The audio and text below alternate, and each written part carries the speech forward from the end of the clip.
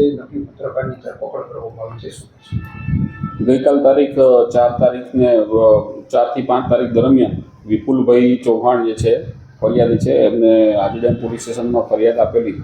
કે પોતે સિવિલ હોસ્પિટલમાં દાખલ હતા અને હોસ્પિટલમાં જ ફરિયાદ આપેલી કે ગઈ તારીખ 4/8/2025ના રોજ 5:01 વાગ્યાના સુમારે એ ભરત પટેલના કારખાને મજૂરી કામ કરે છે ત્યાં ગયેલા અને ત્યારબાદ તેની પર વોટ્સઅપ કોલ આવેલો કે બચાવી લેજો, નહીં તો બચીને રહેજે, નહીં તો તને મારી નાખે છે, એવો પ્રતિક ચંદ્રાણાનો ફોન એની પર આવેલો. અને એના અનુસંધાને એ પછી ચા પીવા ગયેલા અને પછી ચા પીતા હતા એ દરમિયાન એક બલેરો પિકઅપ ગાડી જીજો નંબર 03 NF 711 વાળી ગાડીમાં પ્રતિક ચંદ્રાણા તથા એના માણસો આવેલા અને તેને લોખંડની પાઇપ વડે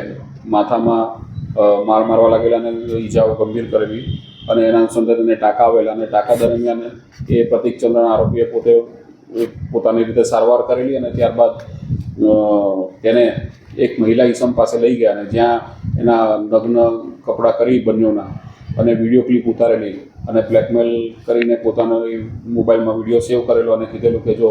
પૈસા આપી દે નહીં તો તને બ્લેકમેલ કરીશ અને એના ખિસ્સામાંથી 8,000 રૂપિયા પણ મરજી વિરુદ્ધ કાઢી લીધેલા. આ રીતે ઉપરોક્ત પ્રતિક ચંદ્રાણાનો ઇતિહાસ પણ બહુ ખરાબ છે. ભૂતકાળમાં એના વિરુદ્ધ પ્રોહિબિશનના તેમજ પાસાની પણ પ્રપોઝલ થયેલી અને જેલમાં પણ જઈને આવેલો છે અને ખૂબ જ રીડો છે. તો એ બાબતે ફરિયાદીએ આ પોલીસ સ્ટેશનમાં 3 ખૂનની કોશિશ, અપહરણ તેમજ બળજબરી કરાયેલી વગેરે બાબતનો ગુનો દાખલ કરેલ છે અને આગળની તપાસ આજીડેમ પીઆઈ કરી રહ્યા છે.